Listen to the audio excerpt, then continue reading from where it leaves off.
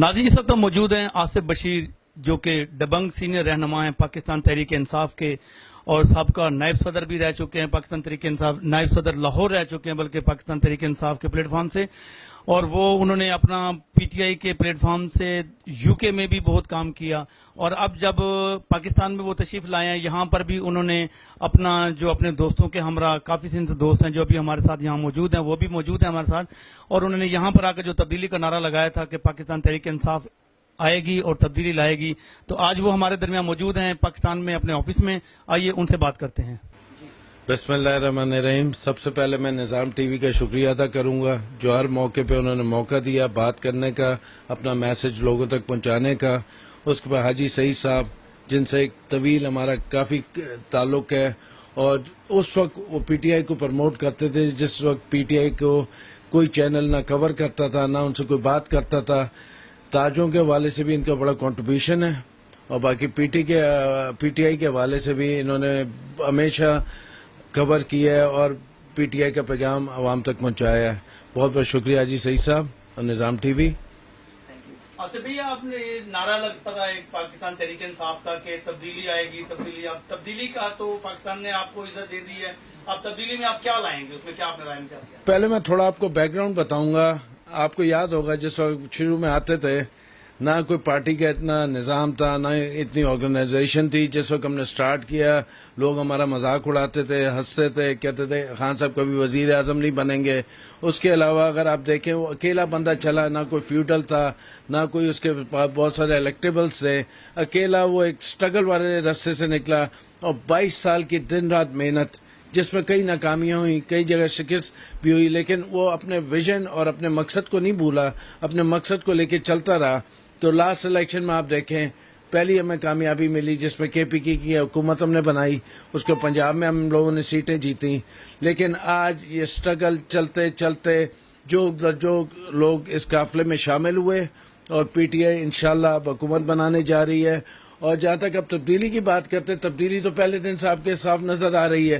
पहले तो लोगों की खुशी, लोग जिस तरीके से पूरी कौम खुश हुई है इसकी मिसाल नहीं मिलती। हम तो ग्राउंड पे थे, लोगों को देखते हैं, बच्चे, माएँ, बहनें, बुजुर्ग, जिस तरीके से उन्होंने खुशियाँ मनाई है, जिस तरीके से कोई जेल से छूटा हो या कोई आज़ादी मिली हो। तो जो नया पाकिस्तान का नारा लगाया था इंशाल्लाह वो हमारा नारा आपके सामने है। और दूसरी चीज़ ये मैं आपको बताना चाहूँगा कि पहले दिन जो खान साहब ने तकरीर की है अपना विजन क्लियर किया, क्योंकि मेरा मानना ये है कि जो चेंजेस होती हैं पहले दिन से आती है। अगर आप कहोगे 30 दिन बाद, 40 दिन बाद, 50 दिन बाद, या हमें एक्सपीरियंस नहीं है या हम 5 साल हमारे लिए कम है, मसाइल बहुत हैं, ये चीज़ें एक्सेप्टेबल नहीं है लोगों को। अब लोग फौरी इंसाफ, फौरी सेहत, फौरी तालीम मांगते हैं। तो उसके लिए पीटीआई की तैयारी तो पहले से मुकम्मल थी। तो पहले दिन आके खान साहब ने जिस तरीके की तकरीर की है जिसकी पेशराई पूरी दुनिया में मिली है और पूरी दुनिया के लोगों में खुशी की लहर दौड़ी है, ख़ास तौर पे इस्लामी मुल्क जो कि गुलामाना ज़िंदगी गुजार रहे थे उनको भी एक ऐसा लीडर मिला है जो इस्लामी तौर पे उनकी आवाज़ बुलंद करेगा। बाकी खान साहब से मेरी मुलाकात 2-4 दिन पहले हुई, 2 दफ़ा मेरी मुलाकात हुई है। बाकी मैंने उनको ये कहा कि आपको रिफॉर्म्स करने पड़ेंगे। चाइल्ड लेबर की मैंने बात की, हर बच्चे को स्कूल जाना लाजमी है। जैसे आपने जिक्र किया था बरतानिया से मैं होके आ रहा हूँ, तो उधर अगर कोई बच्चा स्कूल नहीं जाता वालिदैन को फ़ाइन भी होता है और उनको इसका जवाब भी देना पड़ता है। अगर वो ना दे सकें तो हुकूमत बच्चे ले लेती है। अब हमारे माशरे में जो प्रॉब्लम वाली चीज़ है कि अफोर्ड नहीं कर सकते माँ बाप बच्चों की तालीम। अगर कोई मैकेनिक की दुकान में काम कर रहा है, कोई डेंटर की दुकान में काम कर रहा है, कोई पंचर की दुकान में काम कर रहा है, उसकी मजबूरी है फाइनेंशियल क्राइसिस की वजह से। तो खान साहब से जो मेरा डिस्कशन हुआ था कि बच्चों को फाइनेंशियली सपोर्ट भी किया जाए और तालीम भी दी जाए। जब 20 साल के अरसे तक अगर पूरा एक्सपैंड चले, नर्सरी से लेके 20 साल तक बच्चे तालीम हासिल कर लेंगे, फिर आपका निज़ाम टोटल चेंज हो जाएगा, जिसमें ना आपको फ्लैक्सेस लगानी पड़ेंगी, ना आपको बैनर लगाने पड़ेंगे, ना आपको जलसे जुलूस करने पड़ेंगे। लोग पार्टी के मंशूर देख के, पार्टी की कारकर्दगी देख के, पार्टी के कैंडिडेट देख के आपको वोट डालेंगे, जिस तरीके से बरतानिया में इलेक्शन होते हैं। और बाकी मैं इलेक्शन कमीशन को, पाक आर्मी को, مبارکباد پیش کرتا ہوں. جس طریقے کے شفاف الیکشن ہوئے ہیں میں تو اپنی زندگی میں اتنے شفاف الیکشن نہیں دیکھے.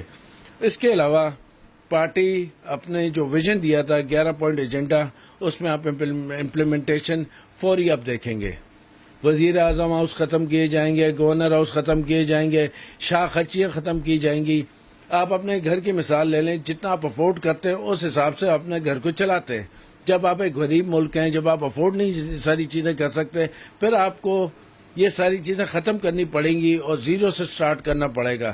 مسائل بے تحاشا ہیں, قرضے آپ نے اربوں کے حساب سے لیے ہوئے ہیں, ہر پاکستانی مقروض ہے, لیکن آپ نے اللہ کا نام لے کے سٹارٹ کرنا ہے, کام پہ توجہ دینی ہے, کرپشن ختم کرنی ہے, انسٹیٹیوشن کو مضبوط کرنا ہے, نظام کو بہتر کرنا ہے, کیونکہ جتنی کیپیسٹی پاکستانی قوم میں دنیا میں کسی ملک میں نہیں ہے. کسی ملک کی آپ مثال لے لیں, اگر اس قسم کے دھماکے, کرپشن, چور لٹیرے بیٹھے ہو, وہ ملک میرے خیال سے 5 سے 10 سال سے زیادہ نہیں چل سکتا. لیکن یہ اللہ تعالیٰ کا خاص فضل و کرم ہے, ہمارا ملک پھر چلتا رہا ہے, پورا نظام چلتا رہا ہے. لیکن سٹرگل کے بعد آج وہ دن آ گیا ہے کہ آپ کو ایک صحیح لیڈر مل گیا ہے اور ایک صحیح سمت میں آپ چلنا شروع کر دیں گے. دوسری چیز آپ کو یہ بتاؤں کہ آپ دیکھیں ابھی حکومت آئی نہیں ہے, ڈالر 3 روپے نیچے آ گیا ہے, گولڈ کی پرائس نیچے آ گئی ہے, اور ایک اسٹاک ایکسچینج کا انڈیکس بڑھ گیا ہے, کیونکہ یہ سارے سائنس ہیں کہ ایک پازیٹیوٹی کی طرف جا رہے ہیں. تو انشاءاللہ خان صاحب جس وقت حکومت سنبھالیں گے, ایک شارٹ کابینہ ہوگی, اور انسٹیٹیوشن مضبوط ہوں گے, بیچ میں پولیٹیکل انوالومنٹ ختم ہوگی, جس کے بعد آپ دیکھیے آپ کا ملک دنوں میں کس طریقے سے ترقی کی طرف جاتا ہے. تو آصف بھائی آپ یہ بتائیے کہ پنجاب میں آپ کی حکومت کیا بنا پائے گی یا پنجاب میں انشاءاللہ اللہ تعالیٰ کے فضل و کرم سے ہم کافی کمفرٹیبل ہیں, انڈیپینڈنٹ ہمارے سے رابطے میں ہیں, باقی کافی سارے مزید لوگ, مزید پارٹی بھی ہمارے رابطے میں ہیں, اور انشاءاللہ کمفرٹیبلی ہم اس کی میں حکومت بنائیں گے. اب جو بھیک حمزہ صاحب مانگ رہے تھے کہ ہمیں پنجاب کی حکومت دی جائے, پنجاب کی حکومت تو آپ کو تب دی جائے اگر آپ میجورٹی میں ہو. اب آپ کو پنجاب کی حکومت کیوں چاہیے؟ آپ کو اپنے پروٹیکشن کے لیے چاہیے. آپ کو پتا آپ لوگ چور ہیں, آپ لوگ پکڑے جا چکے ہیں, ابھی مزید احتساب آپ کے خلاف ہوگا.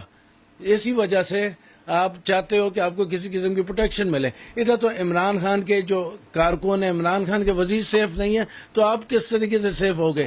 غلطی کی ہوگی, آپ پکڑے جاؤ گے. انتقامی کارروائی کی پالیسی پی ٹی آئی کی نہیں ہے.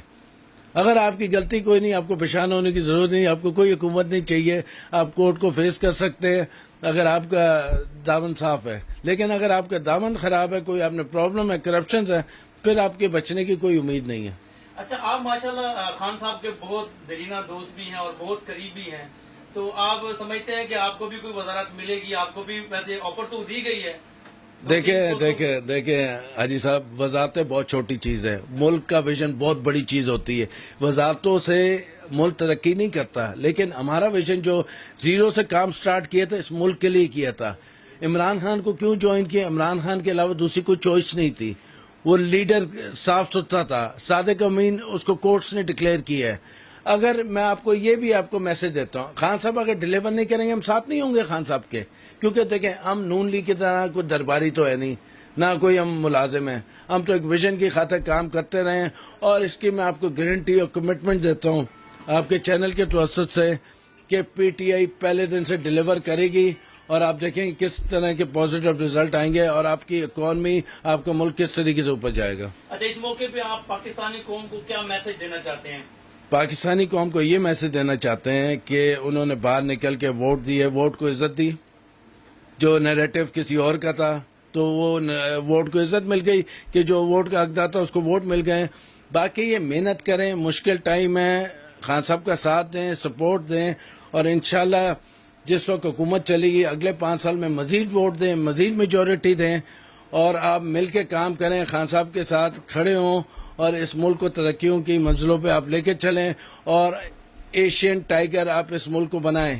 اگر کوریا ترقی کر جاتا ہے, بینکاک ترقی کر جاتا ہے, تھائی لینڈ ترقی کر جاتا ہے, اس کے سنگاپور ترقی کر جاتا ہے, بنگلہ دیش بہتر ہو جاتا ہے, تو کوئی اس وجہ نہیں ہے کہ آپ کا ملک مزید ان سب ملکوں سے آگے نکل جائے کچھ ہی عرصے میں. میسج کر دیا پاکستان کو. میسج یہ دیا کہ مل کے محنت کریں, کام کریں, اور خان صاحب کا ساتھ دیں, ساتھ مل کے اس ملک کو آگے بڑھانا ہے.